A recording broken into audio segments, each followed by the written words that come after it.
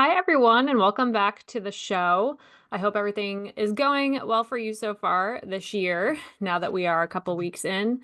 Um, we're going to do a Q&A episode today. So this is kind of like an extension of when I host Q&As on my Instagram stories because Instagram stories just don't let me be a little bit more long-winded. They don't let me give some answers to questions that just really deserve a little bit more time and attention.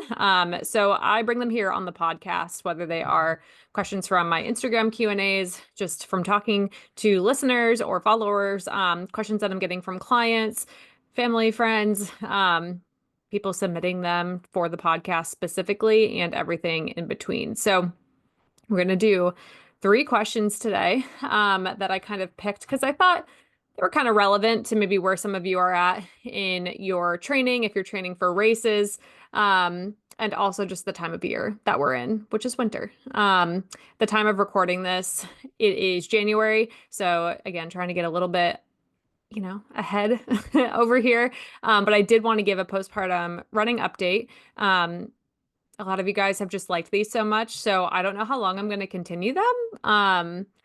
Because I've been postpartum for over a year now, which is crazy. I don't know how that happened.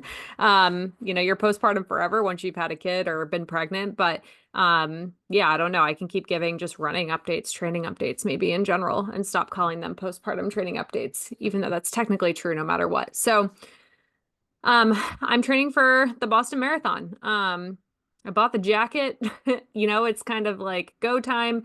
The last time I gave an update on a Q&A episode, I was struggling with like a low back flare issue that I've struggled with. I mean, I don't even know how long, like pretty much since I got out of college. It's been like almost 10 years on and off. Super fun. Um, and yeah, it really was tough. It was like a tough flare. That was really honestly instigated just by motherhood, like by carrying Owen around. It kind of started in the fall when he just wasn't, really independent. Like I couldn't really just put him down, and have him like be safe. Like I had to hold him a lot. We had to carry him a lot. He couldn't really go anywhere on his own. He couldn't really sit up much. He would like throw himself backwards and just, give himself a good bonk on the head all the time. So, yeah, it just seemed to really exacerbate my back issues carrying like that extra 20 pounds like in front of me. And honestly, that's around the time it started to exacerbate my back issues during pregnancy was when I had gained about 20 pounds. That's just what kind of seemed to be the straw that broke the camel's back, just carrying it all, kind of, in that T and lumbar spine region. Which is translating to postpartum because he just keeps getting heavier. So now he's a little bit more independent. Like we can put him down, and he's safe. He's not throwing himself around. And if he is, he's a little bit safer about it. And he can get around by himself a little bit. So I do think that's been helpful. And I've been going to PT like every other week, which has just been really helpful as well to have that therapy and whatnot in the mix with all the other strength and exercise and rest that I'm doing. This is one of the first time like the back flares, running kind of didn't make it feel better. Until it did. It eventually did, but it took a little bit to kind of get there.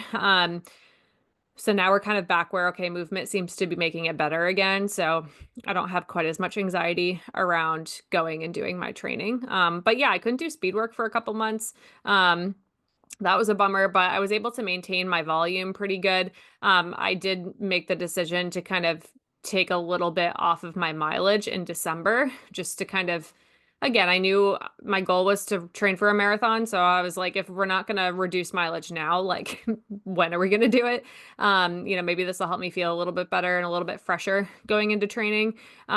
We didn't just take away training though. Like we took away maybe an easy run or two and replaced it with like equal amount of time on the elliptical. So it was just a little bit less stressful mentally for me because I was like, if my back's bothering me, I know I can go hop on the elliptical and, that won't make it worse. So I still really did get in a good base, running around 25 to 35 miles per week for really 6 or 7 months. before starting training for Boston. So I feel cautiously optimistic about, starting marathon training. I'll be honest, I was really hemming and hawing and like still kind of am, but hemming and hawing about like, oh, should I do 2025 or should I defer to 2026 because they give you two options. But I really knew I would feel like I was missing out if I didn't train for it this winter. And I really do want to, and I feel like I have the bandwidth to, as long as my body, of course, is cooperating and I'm respecting it. So that's what we're doing. We're training for Boston. Really excited about that. It's just gives me a lot of purpose in the cold, wintry seasons. And yeah, it's been cool. So I'm kind of at a point where my mileage is around 30 miles per week again. Kind of getting up there a little bit, which again for me is pretty normal for marathon season. What I do isn't going to be perfect, for all of you, obviously, but I tend to not be a super high mileage or even high volume person. I just, you know, my central nervous system is handling a lot of other things at all times, like motherhood and running a business and having anxiety and just being a high functioning individual that piling on a ton of mileage just doesn't seem to keep me healthy, even though I try my best to like fuel and whatnot. It just seems like my central nervous system doesn't handle that super well. So, yeah, we're doing what we normally do essentially for my marathon builds. Where typically I'd peak out around 40 to 45 miles per week. And there's some quality work in there too. So I'm hoping that I'll be able to return to a little bit of baby speed work. And I'm really going into Boston with no expectations at all. Originally, I didn't really want to train for a marathon unless I could, have a chance at a PR. And of course, obviously, I'm not going to say no to that. But if a PR is there, we're gonna go for it. But I'm really going into it kind of how I went into my first Boston ever, just with no expectations. Just I'm gonna throw down the best training cycle that I can for the cards that I am dealt, and I am going to see what that means on race day when I get to race day. It also puts you under the delusion that you have like control over things like the weather, which we don't. And Boston's not like known for great weather. So the two times I've run it before, I've happened to have pretty decent running weather. One year was a little warm, another year was a little colder with rain, but not going to affect your performance too much. So I think I've gotten lucky in that respect. So going into it really with no expectations, I want to throw down the best training cycle that I possibly can. I am putting a lot of my eggs in the basket, but again, I'm not trying to put so much pressure on myself because I'm really good at that. I'm sure a lot of you listening can probably relate and are also very good at putting pressure on yourself. Oh, another thing that came up in kind of the postpartum department during the low back stuff is I started to get like some tension back in my pelvic floor, and I hadn't felt that since like, the first month post birth, and then I really hadn't felt it at all. So it just kind of really goes to show you how it's all super connected. If you've got tension in your low back, which is what I had, it can go to other muscles in the core, abdomen, pelvic floor area. So I kind of revisited my PT, pelvic floor PT exercises that I had originally been given to help me relax the pelvic floor and decrease the tension. My pelvic floor is pretty dang strong. It's just going to be a little bit more prone to tension after having a baby because I'm still only not that far postpartum and I did have a tear. So if there's just any other stuff going on in that region, it can easily be a muscle that kind of takes some of the tension. So I didn't have to go back to pelvic floor PT, but my actual just basic sports PT and I were kind of keeping that on the table just in case I needed it as a resource. But revisiting a lot of the exercises and just continuing to manage my low back seemed to nip it in the bud. So pelvic floor PT never leaves us. Just remember that. So that's kind of the update that I want to give for now. Yeah, we're chipping away at marathon training. I'm excited. I'm cautiously optimistic and excited. I never take a training cycle, especially completing one, and getting to run the race for granted because training for marathons is really hard. I respect the hell out of the distance. Sorry for swearing. And even though I've done 8 of them before and I've run, a lot of PRs pretty recently, right before having Owen, I have no expectations. I just talked to too many people who run marathons, train so many people, and I know we don't actually have a lot of control over a lot of things that can make a big difference in our performance and our life in general, but I'll do my best to control the controllables. And yeah, try to set myself up for success to have a good experience at Boston, which will be my first race, or my first marathon postpartum. I did run a half marathon and a 5K in 2023 or 2024. Wow, what year is it? Okay, let's get into the questions. So the first question I wanted to answer is a good one. So this question I kind of compiled from a lot of you asking this question, but it's essentially, what do I do if my appetite is suppressed after a run? Like, is that normal? What do I do about that? So I want to dive into this, and the question kind of goes along with what about after like a race, too. So I find that appetite suppression tends to happen the most often after long runs, after speed workouts, or harder efforts, or like races. Sometimes in people who are, really chronically overstressed, underfueled, it can just be after every bout of exercise that you don't have an appetite. But I find the most often it's like the harder efforts of the week, like the long run races, that kind of thing. I also tend to find it's worse in the summer, which might give you a clue as to how I'm going to answer this question. I know it's not summer right now, but if you're listening to this in the summer, wouldn't hurt to take this advice anyway. So how I would answer this question: what do I do if my appetite is suppressed after a bout of exercise? So we need to eat anyway. When you hear me and every other sports dietitian out there talking about post-run fueling, where we want to try and eat some protein and some carbohydrates and rehydrate, within 30 to 60 minutes after a run, we really mean that, even if you're not hungry. We mean that knowing that a lot of the times you probably won't be super hungry and it will feel a bit like force feeding yourself. That's one of those times where we got to eat out of self-care. We kind of got to lean on that principle of eating out of self-care and not, just not eating because we're not hungry. Because what typically happens, or what definitely happens during exercise, especially running, is blood is shunted away from your GI tract. Because your muscles are all working. And for runners in particular, and I'm a dietitian who does stool testing with quite a few of my clients, so I can really see this like black and white on stool tests in my runners, because that's the main population that I'm working with compared to just regular people. But blood continues to be shunted away from the GI tract even after your run. Like for a long run, especially, like if we're really shunting blood away from your GI tract for several hours and then for several more hours after the long run's over, all of a sudden your GI tissues just really aren't getting as many nutrients from that nutrient-rich blood as maybe the rest of your muscles are. And it can start to break down. Your GI system and the tissues, they're, biological tissue, just like your muscles. They need to be repaired and rebuilt every single day, just like your muscles. And they need blood flow, just like your muscles, in order to do so.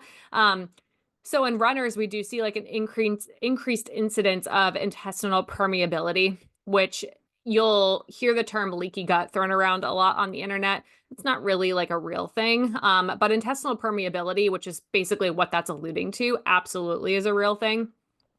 There are junctures in the gut. Stuff is supposed to go through the tissue, so they're supposed to have some leakiness to them, but the juncture shouldn't be so big that stuff's getting through that shouldn't be getting through. And when that starts to happen, people can just have a lot of GI upset, bloating, diarrhea, constipation, runner's trots at, minimum, or it can develop into food sensitivities, gluten intolerance, a lot of other stuff. I've seen a lot of stuff in my practice. It can develop into more serious things that require a little bit more time to treat because they're more complex further down the line. So it's really important to make sure that we are nourishing ourselves, and eating and rehydrating right after and during exercise does get blood shunted back to the gut a little bit quicker, so that we are also making sure we were repairing our gut lining and our gut tissue. And same goes for if you're just underfueling in general, you're gonna run into some trouble with your intestinal integrity in the tissues. So big soapbox. What was the question? So, appetite can be suppressed because blood is shunted away from your GI system. So your body's just like not producing a lot of ghrelin, which is your hunger hormone. Your GI tract's just not, it's not getting as much attention as the rest of your body during and after that exercise, especially if it was harder exercise. Your central nervous system's very triggered. Your fight or flight response has been going while you're running the whole time. And that is the opposite of rest and digest mode. The two really can't be activated like at the same time. So we really need to switch back and forth. So eating and refueling right after a run, even when you're not hungry, can kind of help start to manually switch that switch and put you back into rest and digest mode and give your body and your gut the nutrients it needs to repair itself. And that typically helps you get your hunger cues back for the rest of the day a little bit sooner.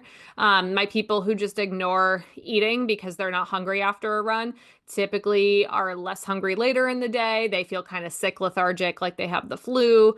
Maybe they have a ton of GI distress, and then they might be starving like in the middle of the night the next day.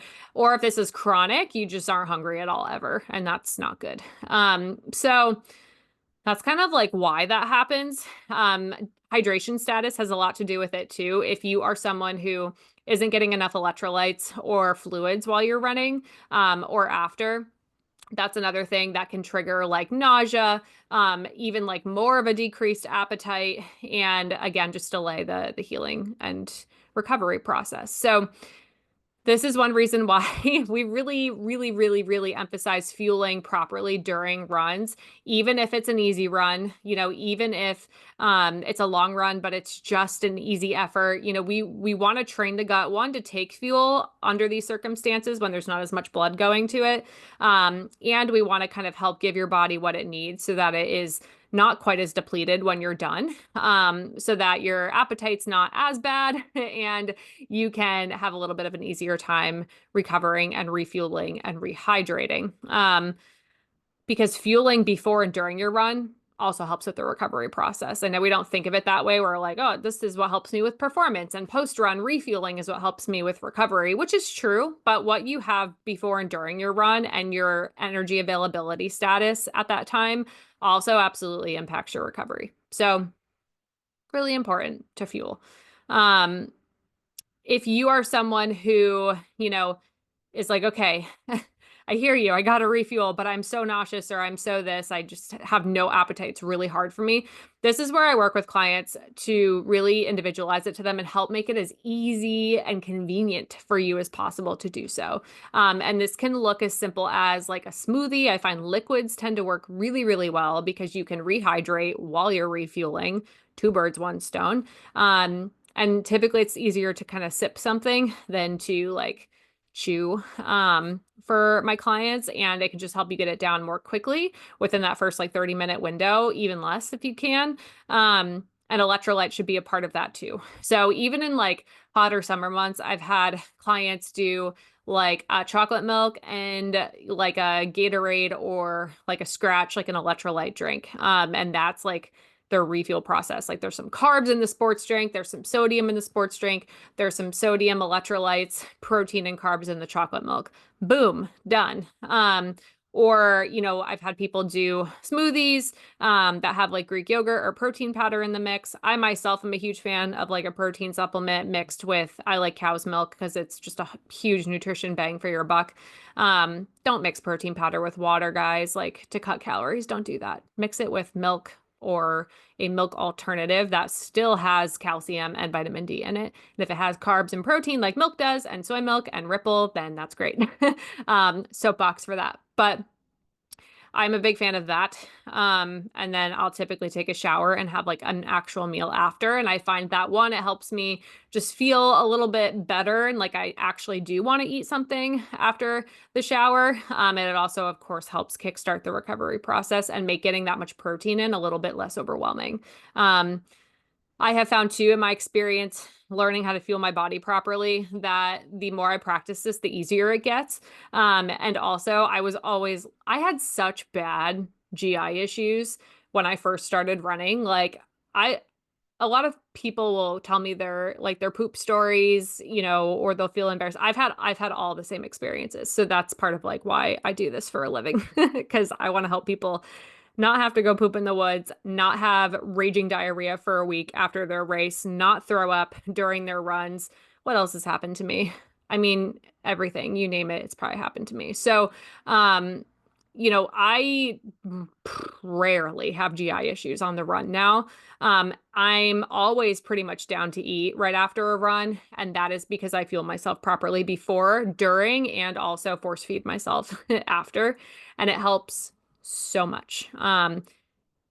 It wasn't until probably like my fourth or fifth marathon that I could like actually slam down something right after and not even think about it and be fine.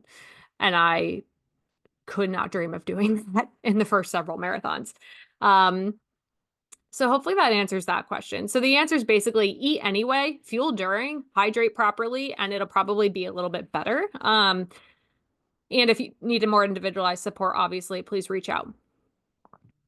Question number 2, how should I return to training after being sick? So I'm going to preface this by saying, obviously, I'm not a doctor. I actually do want to have a doctor come on the podcast to talk about this. I've asked several, none of them have been able to. But I'm still trying. So, this is a question that I want to answer more from like a dietitian and coaching scope of practice, because this is typically how I approach it with my clients. Because typically with this type of question, we're talking about the cold that you had, or the stomach bug that you caught, or maybe you had COVID, or, maybe you got something that didn't send you to the hospital, but, you were kind of down for the count for a couple days.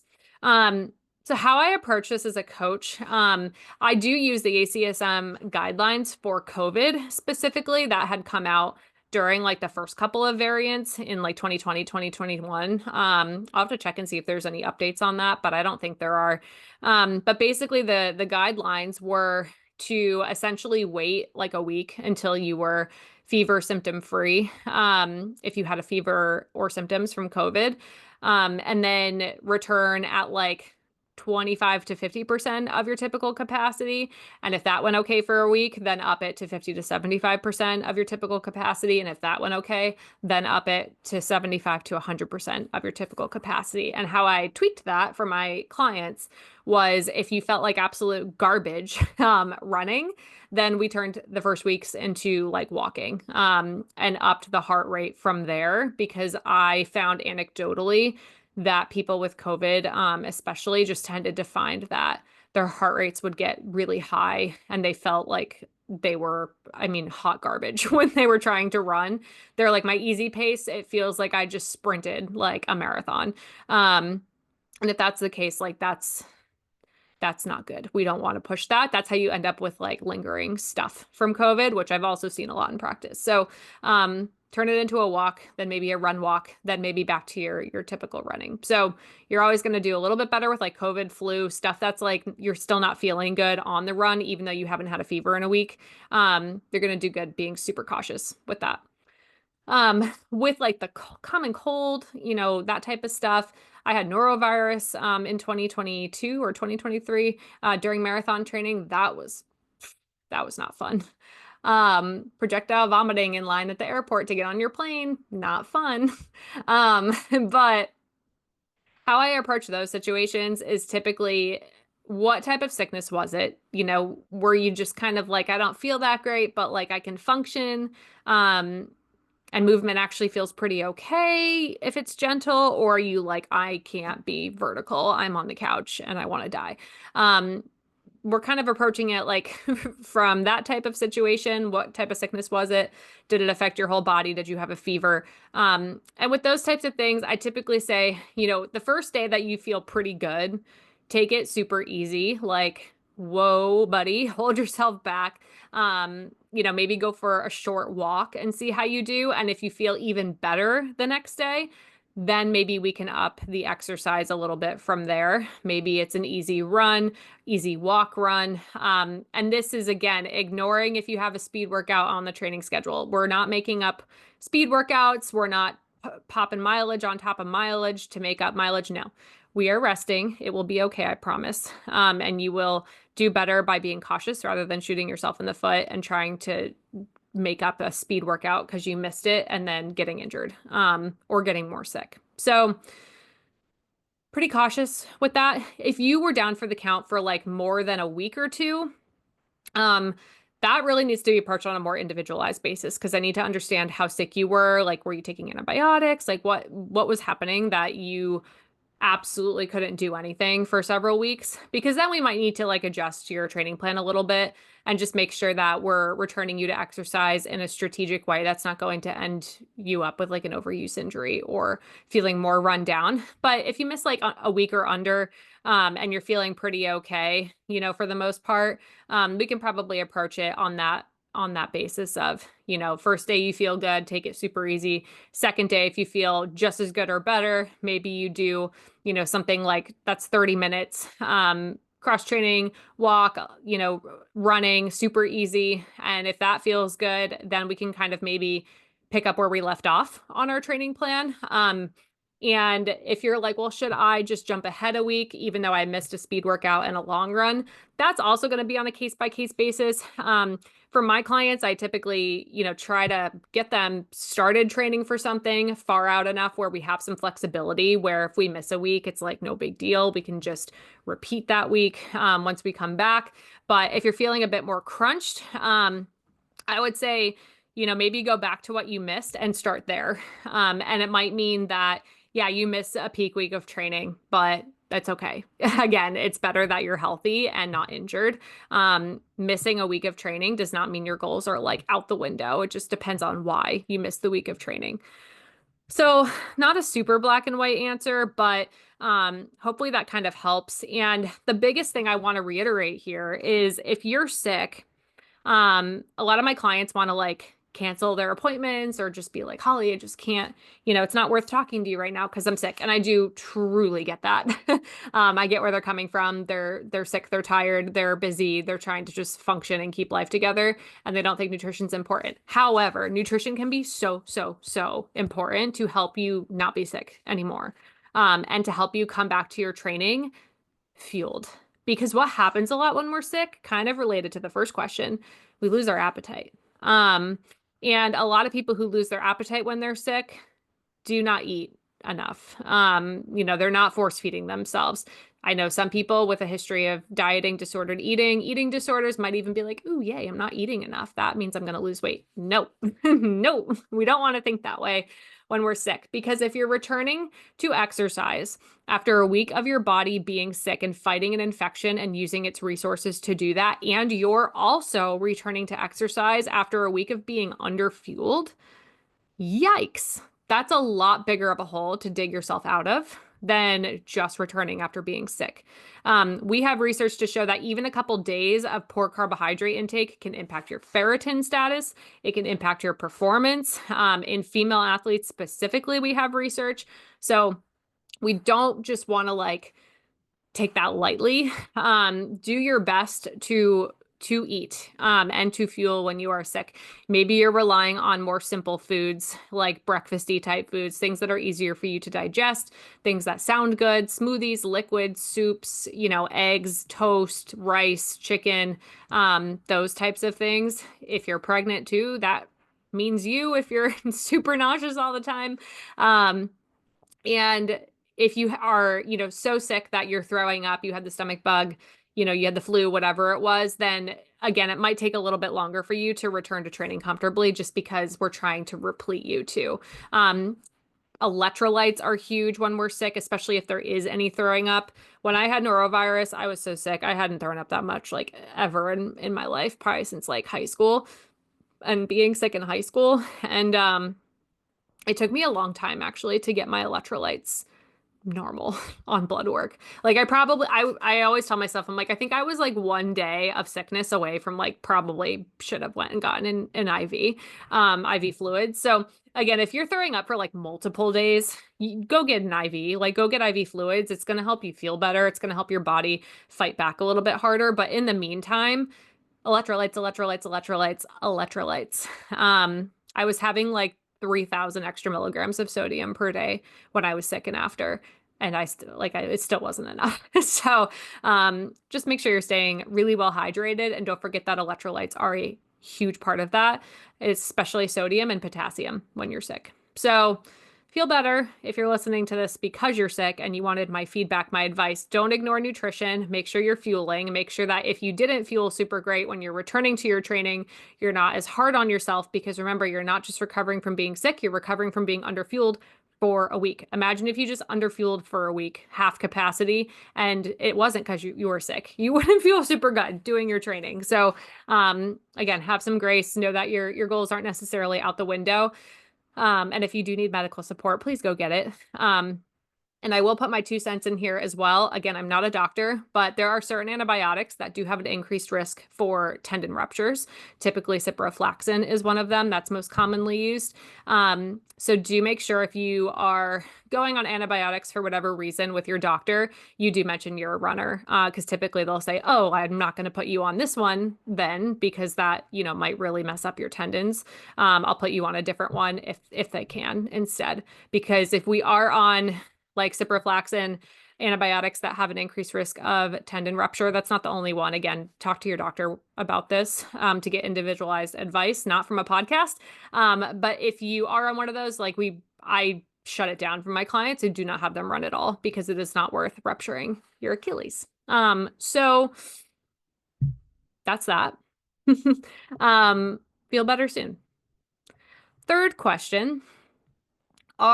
This was a really good question. I have worked with so many people who have been in this situation, but I got a specific question from someone on Instagram who basically just she wanted a training plan for people who work 12-hour shifts.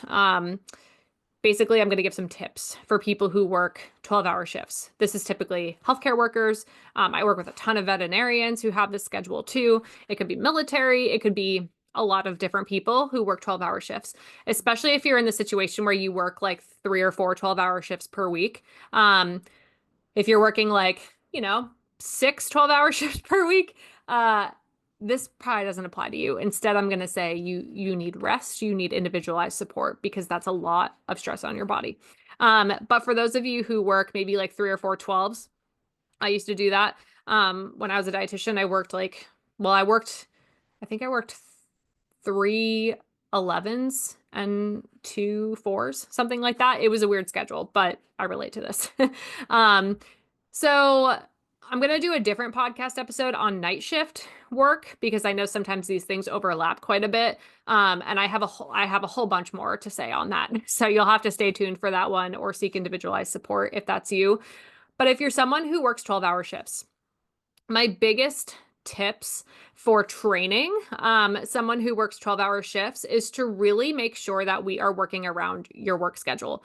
I know for a lot of you who are working 12-hour shifts in that laundry list of professions that I just listed, a lot of you are working pretty active jobs. Like you're running around the hospital, you're lifting people, you're doing surgery, maybe you're doing surgery on people, on animals, you're, in the military, and you're doing physical labor. Those types of things can be a lot more physically active than just like your desk job. That's a 9 to 5. So a lot of the times on those work days, I am making training either a rest day, or very easy.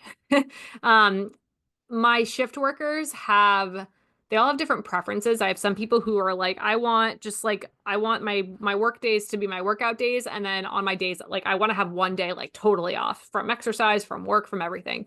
And I'll try to make that happen for them. No problem. And then other people are like, I can do something easy-ish on my work days. I could do, an easy run that's under 45 minutes, or I could do an easy cross train or an easy lift. But I definitely don't want to do a speed workout or a long run. And I can't do anything over, an hour, because there aren't enough hours literally in the day to commute and work out and eat and work and sleep. So if that's you, know that if you buy a lot of a la carte, training plans that are just pre-made online, including my own, it's just not going to be tailored that way. So with my people who work 12-hour shifts, it might look like, okay, Monday you have off from work and you are also off from exercise. Tuesday is a work day. So Tuesday we are going to do, an easy like 3 or 4 mile run. And then Wednesday, is a work day. So that day is also an off day from exercise, or maybe we do like a lift, something short and sweet.